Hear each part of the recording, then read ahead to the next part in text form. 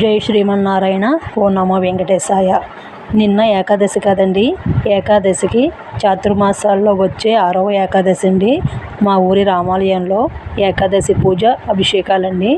నా వీడియో నచ్చితే లైక్ చేయండి, షేర్ చేయండి, సబ్స్క్రైబ్ చేసుకోవడం మాత్రం మర్చిపోకండి. జై శ్రీరామ్, జై హనుమాన్.